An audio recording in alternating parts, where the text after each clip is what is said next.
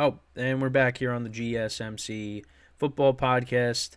And for the second part of the show, and we'll show that again a little later in the segment or at the end of the segment. And for the second part of the show, we're going to talk about the Packers making the playoffs again, but now with Jordan Love as the quarterback. So it's really interesting.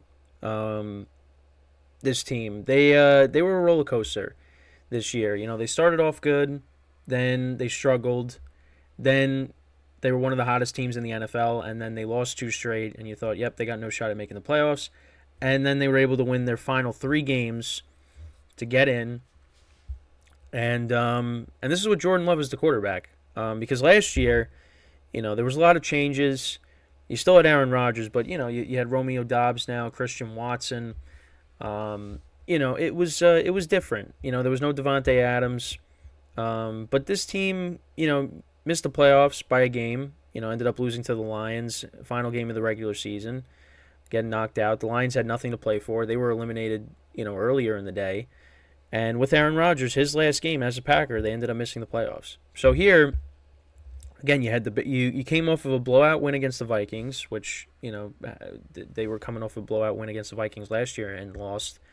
You thought, with the Bears coming in and how well they've been playing as of late, you thought, maybe it's going to be the same thing, but that wasn't the case. The Packers were able to get the win. They won 17-9. It was still a close game, but but the Bears, their offense really couldn't get anything going. I mean, they kicked a field goal on their first possession, but I mean, they could not get anything going. They really couldn't. I don't know what happened. I don't know. They've been a different team offensively, the last couple of weeks, and they play against the Packers, and how the Packers defense has been playing. You thought the Bears were going to be able to come in and move the ball effectively against them, and they just weren't able to. And Jordan Love, he passed for over 300 yards, had two touchdowns in the game. I know Dontavian Wicks. I think he had both. Did he have both touchdowns in the game? Because I don't have I didn't pull up the game. So yeah, Jordan Love 2 touchdowns. Dontavian Wicks had both touchdowns in the game.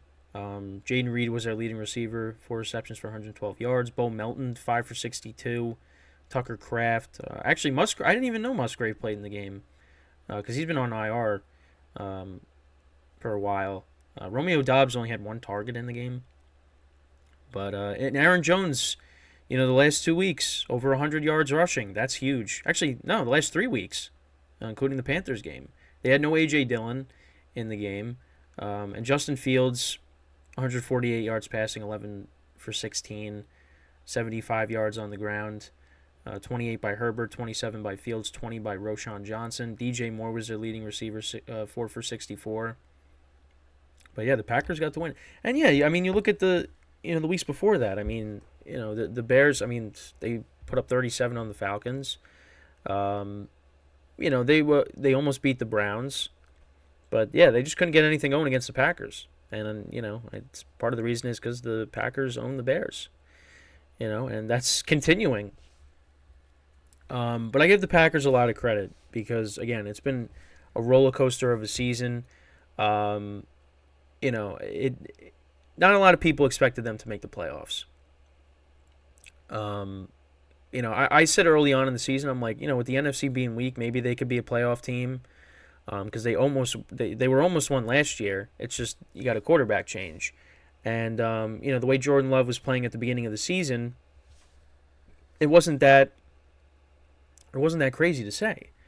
But then they started struggling. I mean, they lose to the Raiders, the Broncos. I mean, they got blown out at home by the Lions. Before that, but the Lions is, you can understand. But the Raiders, and how they were before Antonio Pierce took over, it just it wasn't looking good for the Packers. But then they turned it around. They had that thrilling win against the Chargers. They played a little bit better against the Steelers, even though they lost that.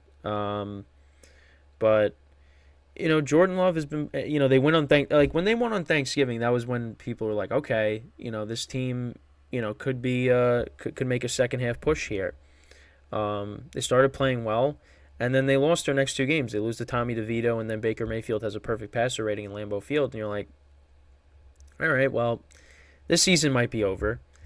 And then they won three straight to finish off the year. And Jordan Love has played well. He ended up having better stats than Aaron Rodgers his first season, or because I saw from Colin Cowherd's show. Let's see if I could find it because I took a screenshot of it. Oh yeah, so this is the final 10 games from comparing Rodgers last year to Love this year. So the Packers went 5-5.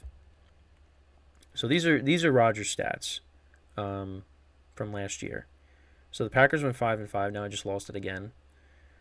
Because I screenshotted it on my camera roll. Yeah. So Rodgers went 5-5, 62.8 completion percentage, 209.8 passing yards per game, a 15-9 touchdown to interception ratio, and then an 87.9 passer rating.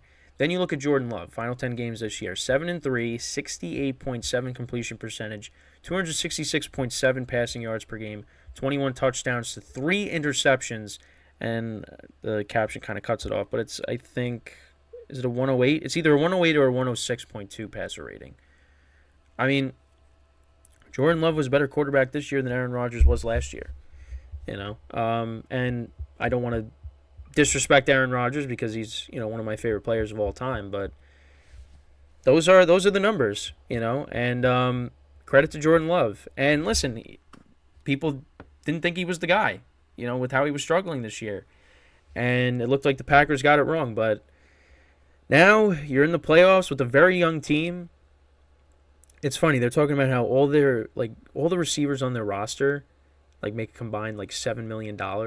Well, I was watching the Michael Kay show. What did they say? It was a combined $7 million, the receivers. And Alan Lazard, by himself, is making more money, which is insane. But yeah, I mean, you got all these guys Heath and Bo Melton, who I've never heard of. And then you got Jaden Reed, who they drafted. Dontavian Wicks, another rookie. Romeo Doubs and Christian Watson in their second years. They got a good receiving core, a good young receiving core. And then you got Tucker Kraft and Luke Musgrave, the young tight ends. This is a good young offense, and it's only going to continue to grow with Jordan Love. I mean, the oldest player on that offense is Aaron Jones, and we'll see what the Packers end up doing with him at the end of the season. But you got to like the direction that the Packers are heading in. Obviously, the defense with Joe Barry, although the last couple of weeks he's called a good game. Even though, you're going up against Jaron Hall with the Vikings. So, it's not like you were going up against an elite quarterback. But Justin Fields has been playing better, and that Bears offense has been playing better as of late. So they did a good job limiting them. So, I mean, it's going into Dallas, it's going to be a tall task, because Dallas has been playing so well at home. And the Packers defense is going to give up a lot of points. It is. Now, I'm hoping it doesn't. I'm hoping they surprise people, shock the world, and the Packers beat the Cowboys in the playoffs once again. But this is a different team. And, whatever happens with the Packers, if they end up getting blown out, this year was still a successful season because now they can build off of this. And now they got Aaron Rodgers. He's with the Jets now. He's, in some ways their problem now. They got out from underneath that situation because, I mean, that was the talk of the offseason, for the last couple of years, is what is he going to do? And, people say he's kind of held him hostage and they were able to trade him. And, now with the team that they're building there without him, it's a playoff team. And you got to give them credit. Got to give Matt LaFleur credit too, because I've had my criticisms of him as well. I kind of questioned him as a coach, because Aaron Rodgers kind of inflated the record that he has. The record that he has because of Aaron Rodgers. But But this year, with the struggles that they dealt with and the fact that they were able to turn it around and make the playoffs, you got to give him credit. This is what they're doing this without Aaron Rodgers. Now this is a new era. You got a good young quarterback now, which hopefully he is the guy, and he looks like he is. He's put together a good first season as a starter, a better first season than Aaron Rodgers and Brett Favre. So, and you got a young team that is going to continue to grow for years to come. You don't have to pay all these guys yet. Well, I don't expect Bo Melton to, if I don't even some of these guys I don't see having bigger roles because you got guys that are like Christian Watson's hurt. Like the main guys, you got Jaden Reed, Romeo Doubs, Christian Watson. Those are the top 3 wide receivers on the team. Then you got Wicks, and then you got Heath and Melton. I mean, I don't know what their roles are going to be, going forward. But yeah, like I don't expect, Bo Melton to, get a max contract somewhere else. It's for now. You're going to build. For now, you could build around this team in other areas. And then, when you got to pay some of these guys, you'll cross that bridge when you get there. But I hope you guys get what I was trying to say. Basically, they got a young team that's not you got a lot of players that aren't making a lot of money. Now, go address other areas that you need to improve on, like the defense. There's always improvements you can make to the offensive line. I mean, we'll see what happens with the the running back situation. If Aaron Jones, if this is it for him as a Packer, we'll see. Because he dealt with some injuries this year, and he's getting older. It just seems like yesterday, though. I would like to see a repeat performance from him. The first couple of times he played the Cowboys, because he torched them. The first couple of times he had in 2019 he had I think he had 5 total touchdowns. It was 4 or 5, and then his rookie season in 2017, he had a good game there too. In Dallas. That was when Rodgers threw the game-winning touchdown pass to Devontae Adams. That was in the regular season. But yeah, it's different now. This is a different Packers team. So and I hope I hope the game's competitive again with Dallas. But again, the way Dallas plays at home, it's going to be tough. But you know what? If they can protect Jordan Love, they can move the ball against that Dallas defense. That Dallas defense is good. It's a solid unit, but it gives up a lot of points. It does, and you can move the ball against them. But if Jordan Love doesn't have protection, and you saw it in last night's game, with Washington and Michigan, you got to give them time. And if you don't, it's going to be a long day. And the Packers' defense has been bad, at points during the year, Yeah, it was good the last couple of games, but now you're going up against Dallas, and then you got to cover CeeDee Lamb, and it's going to be tough. It's going to be tough, but we'll see. So, but let me know what you guys think about the Packers making the playoffs.